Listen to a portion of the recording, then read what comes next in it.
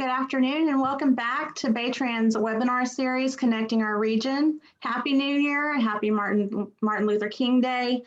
We are excited to be back for 2021. I'm Teresa Rodriguez, I'm the president of BayTran, and we have Carl Joyner, our chairman, with us again today. And we are excited to kick off our year with new Pearland Mayor, Kevin Cole. Kevin, Mayor, welcome. Thank you. Welcome to everybody. And I know we still have a couple of people jumping on, so it's going to take a minute or two. But just to welcome the mayor, congratulations on your win. Mayor Cole started his term in November of last year and is well versed in city politics. So 9 years on city council, you served as a planning commissioner, and then you also led the Greater 288 Partnership. So you know about infrastructure, you know what BayTran is passionate about, and we know you're a guy who can get infrastructure built. So we are really looking forward to the conversation today. I'm going to turn it over to Carl for a couple of remarks before we turn it over to you, Mayor. Yeah, so again, Happy New Year, everyone, and glad that you're back on our webinars. And we're so proud to have Mayor Cole with us today, a good friend and a good friend really of BayTran. And yeah, you got some big shoes to fill there. I wonder if you'll be able to last as long as the last mayor, but anyway, I think you're the right person to do that. And we truly welcome you today, and hopefully you'll get very active with BayTran as we move forward in transportation needs for our area. So I'll turn it over to you, Mayor. All right. Well, both Teresa and Carl, thank you, I guess, first for just the invite, the opportunity to come and do a virtual meeting. I mean, so 2020, right? It's something that actually I think the virtual side of things will be here for a long time to come. I think in business, we have all kind of turned the corner that this type of technology has been out there for a while and really didn't take advantage of it. It was always had to be in person. And so I think you'll see a lot of the virtual stuff, especially in business meetings, continue on. I think people can get a lot of things done. Carl, you're right. I'm following a legend. That's the only way I can put it. I tell people all the time, you don't feel or walk in a Tom Reed shoes. You just don't. They're too big. You know, if you ever think about the clown shoes that are, I'll do it this way so you can see my hands on screen, but they're really this big, and they're so big. And if I was to step in his shoes, I'd look about this big. And so it's not something that you can do. Instead, you just chart the course on your own 2 feet. And hopefully one day somebody will look up and go, you know, my successor, you can't follow his shoes. And you set out and you do your own, you do your own thing. And Tom Reed is a special person. And in fact, the city of Pearland has named him Mayor Emeritus. So he still comes to City Hall pretty much every day. He's got an office here, and he gets in about 10 and leaves at, I don't know, 2 or 3 o'clock every day, and he's busy. And I want to keep him busy as being an ambassador. As y'all know, nobody loves and knows this city better than he does. And so what a great person to have out there working on your team to do those kind of things. And BayTran is a special organization, and Teresa, you mentioned 288, and we'll talk a little bit about 288 and that project here in a bit. But as chairman and co-founder of the Greater 288 Partnership, we saw BayTran as an asset, as an ally in the region. Very proud of where we took that organization and ultimately with 288. But also in leading other organizations to start 36 Coalition and others that we had a hand in getting them up and running. And now you've got TAG out there as a kind of a global infrastructure for the region. And that was something that even when they got started, we kind of had a hand in giving them all the information of us getting up and started. And in fact, their effort in Austin was an effort that we actually turned over to them. We always saw that the region needed to be going to Austin, and I remember reaching out to them specifically and say, you guys need to do this. And they took that up and have been doing it ever since. And in fact, little known fact, but Greenlight Houston, the name of it, I named.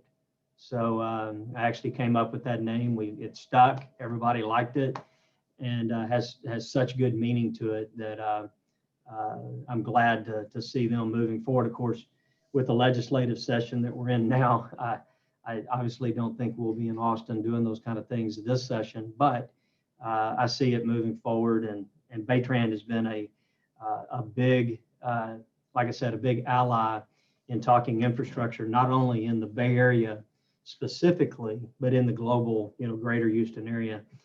Just real quick, I wanted to give a quick update on our city and then certainly some projects, and then turn it over and we can ask lots of questions as we move on. But COVID-19, the pandemic of 2020 is certainly the news of the day. It's something that life changed in 2020, a lot around the pandemic itself. And if you'll go all the way back into February and March, as this thing was becoming known, and nobody really knew or understood where the future was going. Well, now if you fast forward, and here we are in January of 2021, and I like to tell people that I think we can see the big light at the end of the tunnel. We're still in the tunnel. I'm not going to say that it's over or done. That would be irresponsible. But I think if you really look at it, with the vaccine now starting to roll out and those types of things, we can see that big shiny light at the end of the tunnel.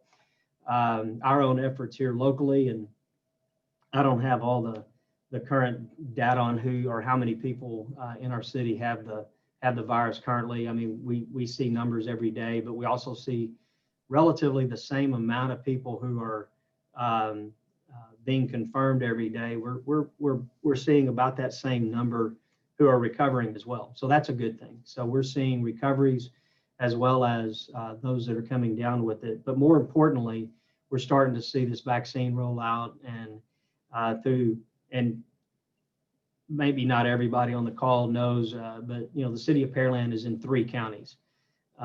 We've got all the jurisdictions come to Pearland. So we've got 3 cities. We've got a sliver in Fort Bend County and a sliver in Harris County. Of course, the bulk of it in Brazoria County. And so we're working with our county partners. The city itself is not a health authority, so we defer to the health authorities in the 3 counties. All 3 are doing their best efforts to get the vaccine in.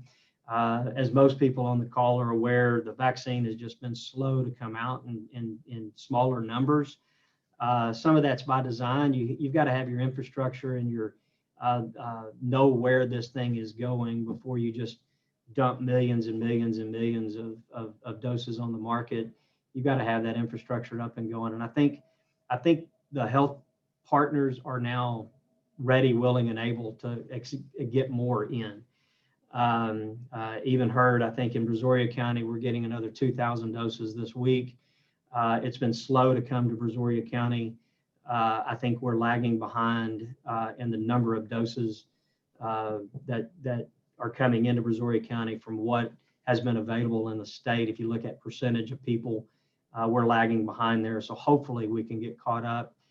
We've got lots of activity. We had lots of activity at the end of last week about, setting up our own pod for distribution. Do we do it with the county? Do we do it on our own? Those types of conversations.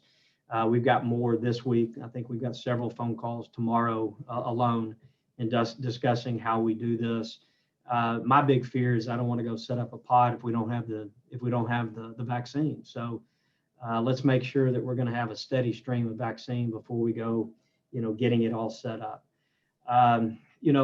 COVID has rendered a lot of a lot of businesses as well as people. I mean, there's been a lot of effects on people.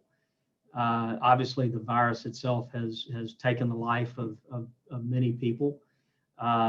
Just Saturday alone, I attended a virtual funeral for somebody that we knew very, very well, who COVID was a complicating factor in taking his life. And so it's a reminder that it's real. It's a reminder that it has an effect. And so, but you've got businesses up and down Pearland, up and down our roads that have lost and have had to lock their doors as a result of it. I will say we've been fortunate when you look at our sales tax data and whatnot. We took kind of an initial hit when COVID ramped up and we had the closures back in end of March through Memorial Day. Obviously that took a hit, but it didn't take the hit as big as what you would have seen nationally or what was being reported nationally. Since then, I think our sales tax numbers have been rebounding and in pretty good shape going into 2021. Having said that, though, I mean, it just is a reminder how dependent we are on that daily activity that goes on in our stores and our restaurants and those types of things. So our outlook from a budget standpoint looks pretty bright, given the darkness or the bleakness that this pandemic had, basically a year ago. But it's also a reminder as a city, and part of my vision as a city. Mayor Reed used to always say he wants to be a destination city. Well, I think thousands and thousands of people have destined themselves to live here. Clearly, we've increased our population by about 100,000 people in the last 20 years, and so as a result, we're no longer a small city. I guess we're considered a mid-level city in the state, and continuing to grow. And so I want to turn the corner and really be more of a city that's self-sufficient. I'm not naive to know that. I mean, we border Houston. We right up against Harris County and City of Houston. And so we understand the job center that the City of Houston is for us. But having said that, I want to make sure that we're a city that can stand alone if we need to, and take care of the needs in our own community as much as we possibly can. And that's kind of evident as we move forward. Our police department and our fire department, both. Our police department is looking to have its own academy and be able to train officers here locally, as opposed to having that done outside of our community. That would be a self-sustaining or a self-sufficient way of doing it. And our fire department, the same way. Let's build it up to one day where we can train our own firefighters and EMTs here locally, as opposed to somewhere else. It's important because you then set that culture in the training. And so that's something that I think is going to be very, very important as we move forward. But I do want to talk a little bit about infrastructure. Obviously, the City of Pearland and the amount of growth that we've had over the last 2 decades has led to challenges with our infrastructure, challenges with how do we get the infrastructure on the ground sooner rather than later. But I do want to talk about one of the success stories that our city and our county and Harris County all participated in, and that is 288. I know 10 years ago, actually 11 years ago, we started the Greater 288 Partnership to advocate for that project specifically, without going into all the gory details of how it finally got off the ground, but it did. And so in December, they cut the ribbon, and the new toll lanes are open, the new infrastructure is open. I've had the opportunity to drive it a couple of times, and it's great to do that. In fact, my wife and I was about a week ago decided we were going to eat somewhere in Houston, and I said we took off with our normal drive time of going to this restaurant, and I said, let's just go a different way and jump on the new toll lanes and just check it out. And we ended up getting to where we were going about 25 minutes ahead of schedule.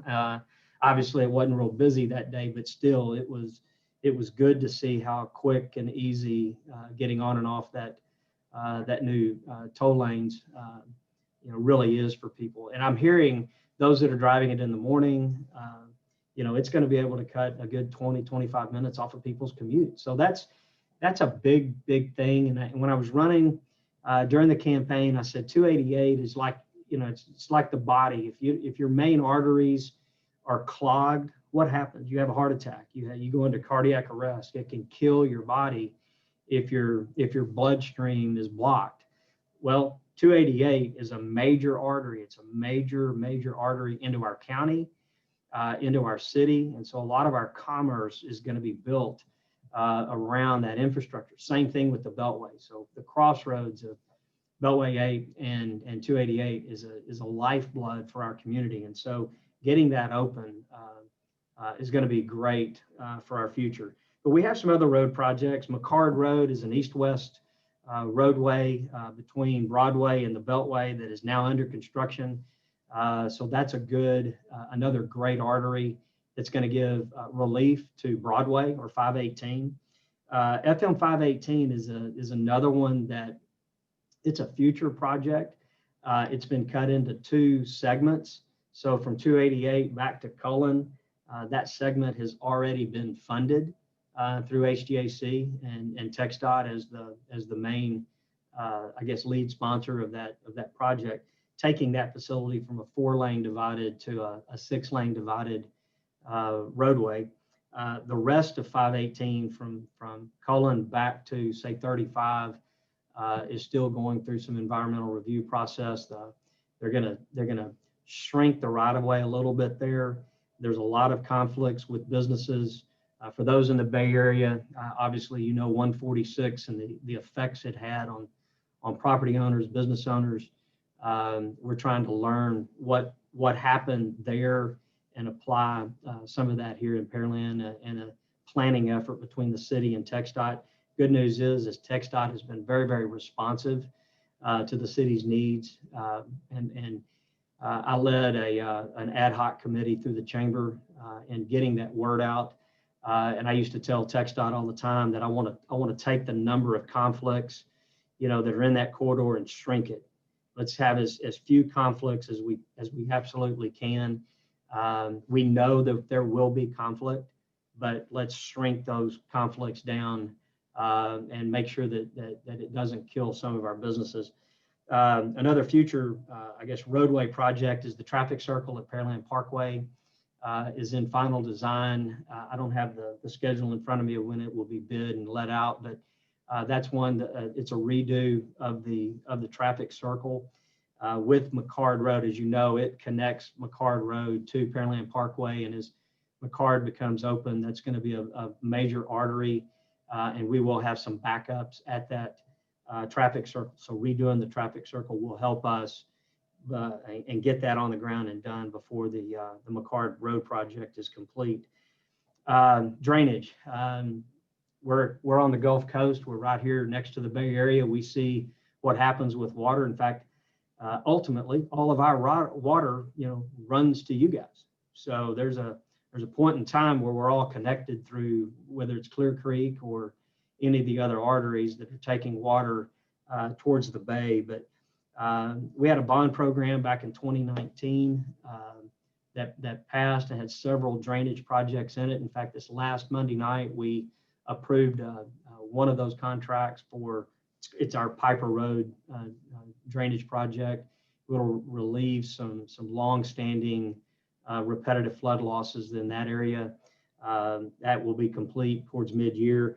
Willowcrest subdivision is a subdivision. In fact, I used to live in years ago. Our first house that we purchased was in that subdivision. My wife grew up in that subdivision. This is one of our subdivisions that's been around for 50 plus years, and the internal drainage and infrastructure needs to completely be redone.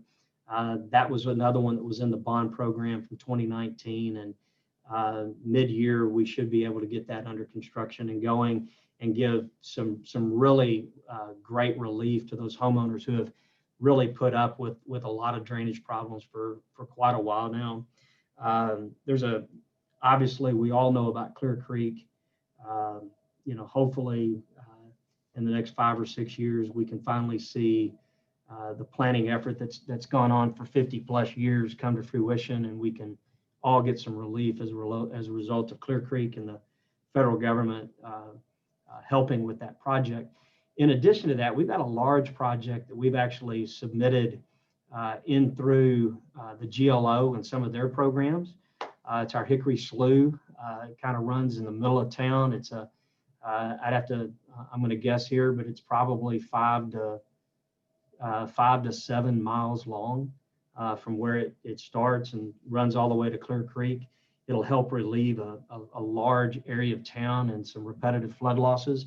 But that's a project that we have submitted through the GLO and some of their grant programs. It's about $100 million. That's a big number, as you all know, but hopefully we can score well and get that project up and running. City facilities, gosh, I guess it was the second week on the job, and got the chance to break ground on 4 different facilities. And we did another groundbreaking last week, in fact, on some facilities. So we've broken ground on the Shadow Creek Library. This is important because we're the first city in Brazoria County to have 2 actual libraries. So we broke ground on the new library on the west end of town. That's going to be more than just a library. It's actually going to be a community hub. It's got a great place for our community to gather, as well as, and nothing like it in the county so far. So it's going to be great to see how that facility comes online. And by the end of this year, we should be cutting the ribbon on it. Brand new animal shelter we broke ground on. This was also a bond program from the 2019 bond program. At the same time, same location, fire station number 4, we're replacing it. And so this is important. Like I said earlier, both our fire and our police becoming more self-sufficient, and our city being more self-sufficient. The old fire station 4 will be turned into a training center. So we'll have be able to do that here locally. Fire department's also got a burn building, again, around training and making sure that our firefighters are well trained. And then last week, we cut the ribbon on the Shadow Creek Ranch Sports Park phase 2. So it'll complete that park out with some sports and some opportunities to do some things that are smaller sports like cricket and rugby and some other stuff that we'll have in our community. But just as important, we're also going to be cutting the ribbon on, or breaking ground on a miracle field. So for those who are not as fortunate as the rest of us to be able to move around and do things as normal, this is going to be a great opportunity to introduce an opportunity for those who are disabled and challenged in our community to be able to play sports. At the same time, we have an organization that's part of our Parks Department, our Forever Parks Foundation, raising money on the next to the miracle field of building our first inclusive playground. So those kids and adults alike can have the same experience that you and I could with the playground, with be it our kids or our grandkids, or I've got a nephew who is in a wheelchair with spina bifida. He's 9 years old, and all he cares and wants to do is play on an apparatus just like his friends does.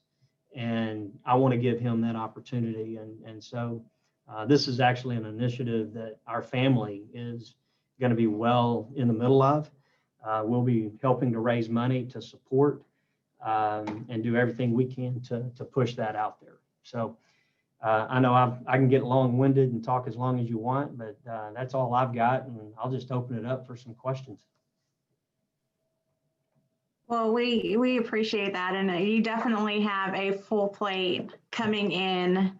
I don't have any questions from the audience, but we did want to talk a little bit about the Grand Parkway, and I know you've been engaged for a while now in terms of keeping it alive, and specifically even before everybody was going to Austin to advocate for segments B and C. The traffic and revenue study came out last month, and what the results were was that we aren't going to be able to rely on toll revenue alone to get it built. So somehow we're going to have to come up with funding for the project.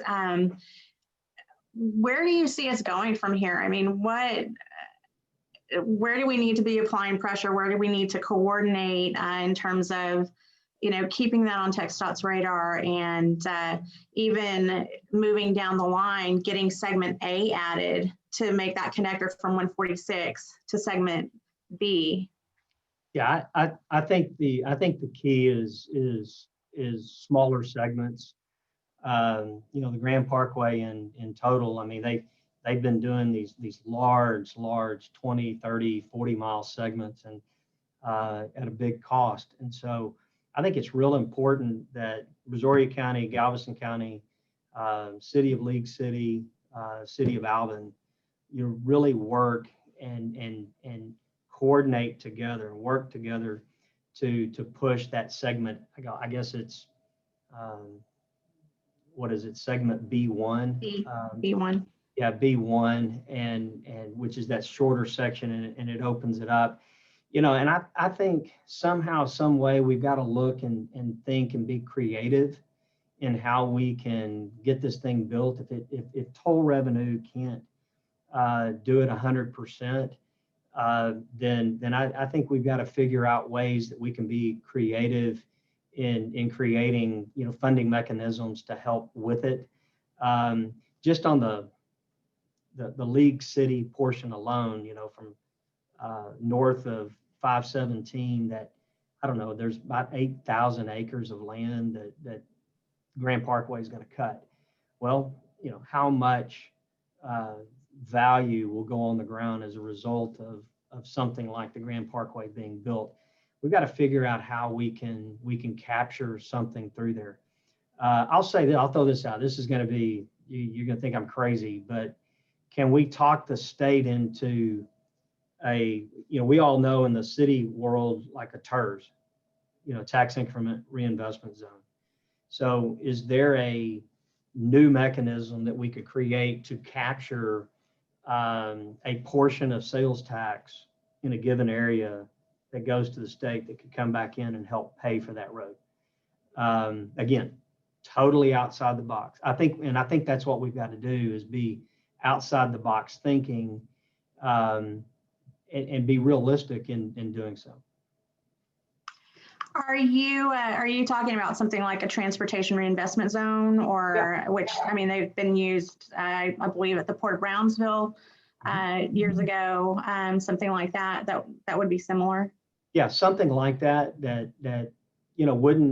wouldn't be in perpetuity, wouldn't go on forever, but how do we capture enough revenue to come right back into that area, help get some of this built?